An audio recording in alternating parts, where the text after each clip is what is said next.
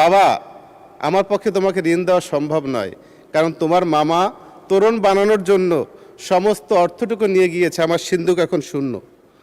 মাননীয় স্পিকার, 2026-27 অর্থ বছরের বিশাল যে বাজেট আমাদের মাননীয় অর্থমন্ত্রী পেশ করেছেন, এই বাজেটটা দেখে আমার কাছে মামার সেই গল্পের কথাটাই মনে পড়ল।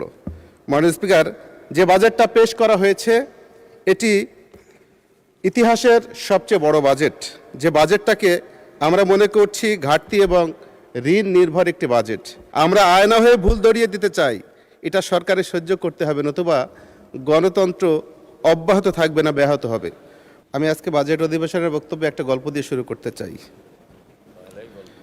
ছোটবেলায় আমাদের গ্রামে এক দুঃসম্পর্কের মামা ছিলেন। তিনি সিদ্ধান্ত নিলেন তার বাড়ির সামনে একটি বিশাল রাজকীয় তোরণ অথবা ফটক তৈরি করবেন, যাতে পুরো ইউনিয়নে ওনার আভিজাত্য এবং বড়ত্ব প্রকাশ পায়।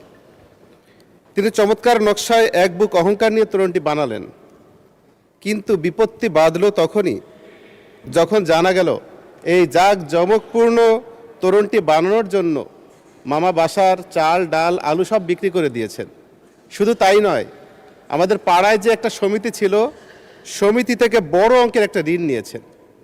মাননীয় স্পিকার, পরের দিন আমার গ্রামেরই একজন যুবক, যিনি সমবায় সমিতিতে গিয়ে ক্ষুদ্র একটু ঋণ চাইলেন, একটা খামার করবেন, কিন্তু সমিতির কর্মকর্তা জানালেন, বাবা, আমার পক্ষে তোমাকে ঋণ দেওয়া সম্ভব নয়, কারণ তোমার মামা তোরণ বানানোর জন্য সমস্ত অর্থটুকু নিয়ে গিয়েছে, আমার সিন্ধুক এখন শূন্য।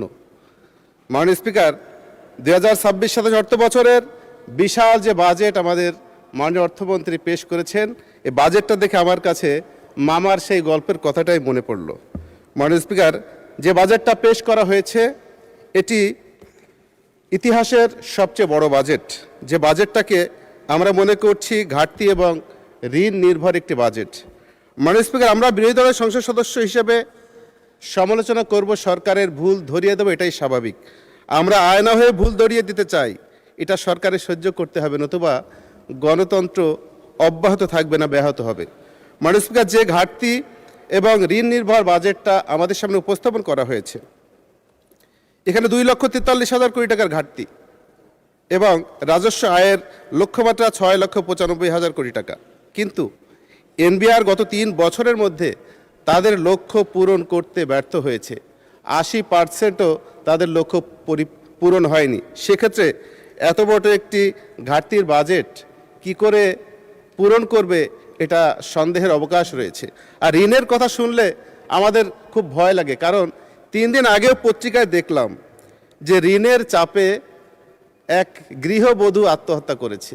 প্রায় পত্রিকায় পাই যে ঋণের টাকা পরিশোধ করতে ব্যর্থ হয়ে মানুষ আত্মহত্যা করছে, পালিয়ে বেড়াচ্ছে, কখনো নিজে আত্মগোপনে চলে গিয়ে কারাগারে অবস্থান করছে। আমার ভয় হয় যেভাবে ঋণের বোঝা আমার দেশের উপরে চাপছে, কখন যেন আত্মহত্যার মতো বড় ধরনের সমস্যা আমাদের উপর চেপে বসে। মাননীয় স্পিকার, আজ এমন সময় আমরা দাঁড়িয়ে কথা বলছি যখন এই সংসদটি জুলাইয়ের আকাঙ্ক্ষার উপরে দাঁড়িয়ে আছে। মাননীয় স্পিকার, আর কয়েকদিন পরই ঐতিহাসিক জুলাইয়ের 2 বছর পূর্ত হতে যাচ্ছে। জুলাইয়ের সেই হত্যাকাণ্ডের যখন বিচার চলছে, তখন আওয়ামী লীগ এবং তাদের সহযোগীরা এখন ময়দানে নামা শুরু করেছে, হুমকি ধামকি দিচ্ছে। শুধু তাই নয়, সরকারের যে পুলিশ বাহিনী রয়েছে তারা যখন প্রতিহত করতে যাচ্ছে, তাদের হত্যারও হুমকি দিচ্ছে। 2 বছরের মাথায় দেশের এই অবস্থা, এর পিছনে কারণও আছে। মাননীয় স্পিকার, আমরা দেখেছি বিগত রেজিমে 2009 থেকে 2024 সাল পর্যন্ত পুলিশ সহ প্রশাসনের অসংখ্য লোক নিয়োগ দেওয়া হয়েছে প্রশাসনে। আমরা জানি যাদেরকে নিয়োগ দেওয়া হয়েছে কত পরিমাণে কিভাবে বিভিন্ন সংস্থার মাধ্যমে তাদেরকে যাচাই বাছাই করে শতভাগ আওয়ামী পরিবার অথবা সেই ফ্যাসিস্টের দোসর অথবা তাদের সহযোগী, তাদের পক্ষের লোক নিশ্চিত হওয়ার পর তাদেরকে নিয়োগ দেওয়া হয়েছে। কিন্তু আমরা বর্তমানে কি দেখি, সেই সময় যারা নিয়োগ পেয়েছে তারা সেই দোসরদের পক্ষে ছিল, তাদেরকে এখনও আবারও বিভিন্ন জায়গায় পদায়ন করে অনেক থানায় দায়িত্ব দেওয়া হয়েছে।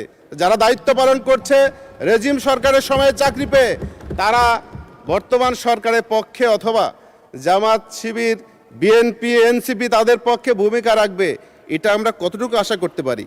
মাননীয় স্পিকার, আমি আমার এলাকা নিয়ে একটু কথা বলতে চাই, জন্য আপনার কাছে 2 মিনিট সময় বাড়িয়ে নেওয়ার জন্য অনুরোধ করছি।